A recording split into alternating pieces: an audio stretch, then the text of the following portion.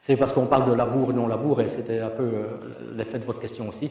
On a tendance maintenant à opposer labour et non-labour. C'est quelque chose qui m'agace énormément parce qu'en fait, ce qui est important, c'est pas d'avoir un sol qui est labouré ou pas labouré, c'est d'avoir un sol qui est à bon état structural, à bon taux de matière organique, etc.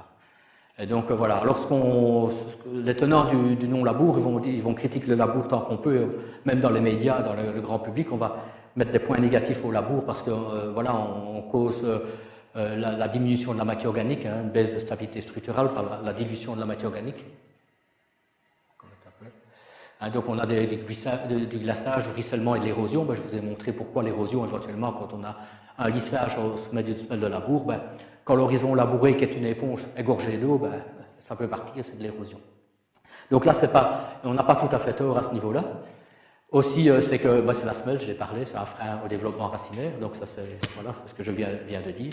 Et alors, le labour occasionne une forte perturbation des horizons, donc c'est une perturbation, j'ai dit, des populations de vers de terre. Hein, ceux qui doivent être au-dessus, on les enfouit, et d'autres, on les tue, ou on détruit leurs habitats, donc c'est ça. On stimule un peu, beaucoup, parfois brutalement, l'activité microbienne parce que on aère brutalement le sol, donc on peut avoir un flush de minéralisation. Qui dit minéralisation, c'est une baisse de taux de matière organique, puisqu'une fois que la matière organique est minéralisée, le carbone il est parti sous forme CO2 et les éléments minéraux sont absorbés par les plantes. Donc on dit aussi que le labour diminue la vie du sol. Alors là, moi j'ai mis un point d'interrogation en parenthèse parce que, en fait, comme disaient mes collègues, je ne sais pas dans le cadre de cette formation, la vie du sol, beaucoup en parlent, certains la voient, mais très peu la mesurent.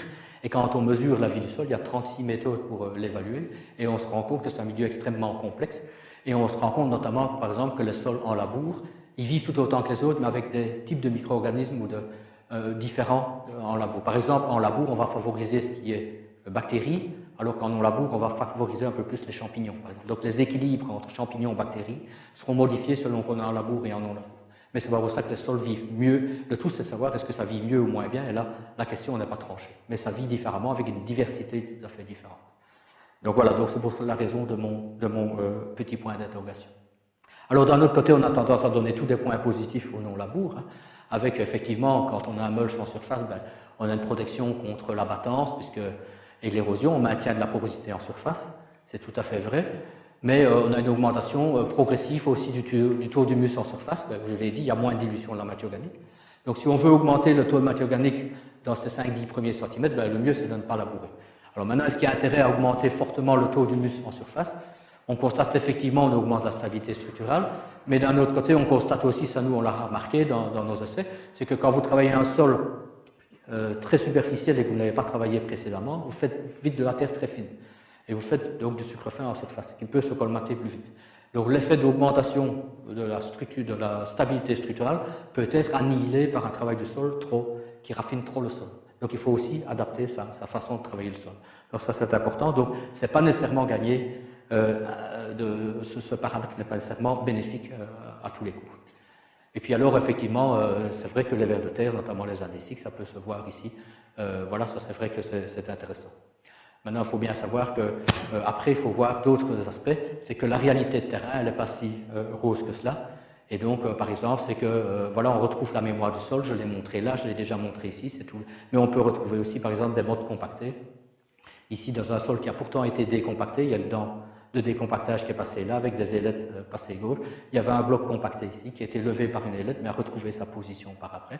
Et ça, c'est quelques années après la compaction. Donc, vous voyez, c'est comme si j'avais mis cette mode compactée dans le frigo de mon sol, je l'ai bien conservé, donc c'est la mémoire du sol. C'est des défauts qui peuvent être cachés, qui peuvent donc être comme ici, par exemple, chez mon agriculteur qui est depuis 11 ans non labour, le profil il n'est pas super parce que la plante qui va arriver ici, elle trouve un premier obstacle, elle en trouve un deuxième, puis encore un troisième. Donc elle subit 3 freins dans son développement, donc on n'a pas quelque chose de continu. Donc ça c'est le problème, c'est qu'on voit toujours la surface, l'activité biologique en surface, le sol est meuble, il y a beaucoup de vie en surface, mais on oublie la profondeur qui peut conditionner. Ça a un effet direct sur les rendements des cultures. Donc voilà aussi un effet ici. Ce qu'on observe, ça a été mesuré et c'est dans nos essais, mais c'est concordant avec des études qui sont faites partout en Europe, en France notamment, où on voit que l'abandon du labour ici après 5 ans, on a fait du TCS à environ 7, 8, maximum 10 cm de profondeur. Vous voyez qu'après 5 ans, quand on mesure la densité du sol, donc la masse volumique du sol, le sol labouré qui est en bleu ici, j'ai une densité qui est de 1,32, qui est faible, donc avec beaucoup de porosité, puis qui augmente très fort au niveau de la semelle de labour. Je suis au niveau de 1,5 ici, c'est un sol là qu'on peut dire en début de compaction, et puis ça rediminue plus bas. Tandis que dans la parcelle à côté où j'ai fait du non-labour, du TCS, on voit que c'est meuble en surface, mais tout de suite, j'ai une densité qui est même supérieure à la semelle de labour, ici, autour des 10 cm, et certains même commencent à parler de semelle de non-labour à ce niveau-là. Donc j'ai un horizon ici qui est presque autant compacté que la semelle de labour. Alors vous voyez qu'une plante qui doit se développer, si je prends une plante de betterave ou de maïs par exemple, désolé, mais elle va subir beaucoup plus vite l'effet de la compaction dans le TCS que dans le labour. Vous direz, on n'est pas obligé d'être en TCS, on peut faire du décompactage, et on va alors réfléchir sur des techniques intermédiaires pour essayer de laisser la matière organique en surface, mais de se rapprocher d'un profil plumeur type labour. Alors vous voyez, c'est beaucoup plus compliqué. Alors ce qu'on peut appeler, ça j'avais mis à venir jusqu'ici parce que j'ai parlé de structure lamellaire tantôt, et c'est dans cet horizon qui est un peu plus compact. Donc en fait, si on observe la structure de cet horizon ici qui est un peu plus compact, ce qu'on observe, c'est ceci, mais je ne sais pas si vous le voyez, c'est une structure qui est lamellaire horizontale, un peu comme une pâte feuilletée qui se situe ici. Et ça, c'est un horizon sur lequel la porosité est orientée plutôt horizontalement plutôt que verticalement, et donc il peut donner des déformations racinaires très fortes, vous voyez comme une betterave ici, parce que la porosité, la betterave va suivre, ou la racine, ici c'est du colza, va suivre la porosité, mais dans le sens où elle est orientée. C'est comme on a une superposition de tout petits lissages, les uns superposés aux autres, et ça c'est quelque chose qui apparaît très rapidement après 5-6 ans de TCS quand on travaille toujours à la même profondeur. Alors je n'aurais pas ça si maintenant, une fois de temps en temps, je décompacte, ou si je la beaucoup de fois, je efface complètement cet effet de structure lamellaire horizontale, mais c'est une structure qui est néfaste au développement des racines. Même si j'ai une structure, je peux avoir une excellente structure ici, le problème c'est ceci. Donc ça c'est la réalité de terrain. Je ne vais pas revenir sur le graphique. Remontrer aussi, c'est que si je fais un TCS par exemple, mais un sol qui était bien disposé, bon état structural au départ, mon TCS il est de qualité. Je retrouve le passage de ma dent ici, voilà le profil de la dent. Mais j'ai dû gratter avec mon couteau pour essayer de bien individualiser le travail. J'ai un fond de travail rugueux, alors qu'une parcelle qui était moins bien gérée juste à côté, et on peut le voir ici, c'est un peu plus bleu, il y a une tache un peu de glé, qui indique déjà que c'est un peu plus compacté. Vous voyez que ma dent ici, et ça a été fait le même jour, dans les mêmes conditions d'humidité, ces deux parcelles côte à côte, vous voyez que j'ai un parfait lissage, moulage de la dent ici. Donc là, ça veut dire que, de nouveau, un frein, pénétration d'eau et racines. Donc voilà, ça c'est le problème. Si j'avais labouré, mon horizon il était un peu plus bas. Voilà par exemple, mais on peut avoir la même chose avec des décompacteurs. Quand je travaille plus bas, par exemple avec un outil comme ceci, là c'était volontairement, on avait volontairement compacté le sol et la pâte, c'était dans le cadre de ma thèse de doctorat, on a fait passer l'outil. On voit que dans la partie compactée, vous voyez un lissage intégral du fond de travail, comme si je l'avais fait avec un labour. Et ici, alors que j'ai un lissage uniquement au niveau de la pointe, mais là, je n'ai pas de lissage, j'ai un fond de travail très poreux. Donc ça n'a pas du tout le même effet sur la pénétration de l'eau et des racines. Donc ça, c'est important, c'est que le non-labour, donc les outils à dents, etc., sont très conditionnés aussi par la qualité de l'état structural au départ. Et donc, si vous avez un passé culturel favorable, vous allez peut-être bien réussir.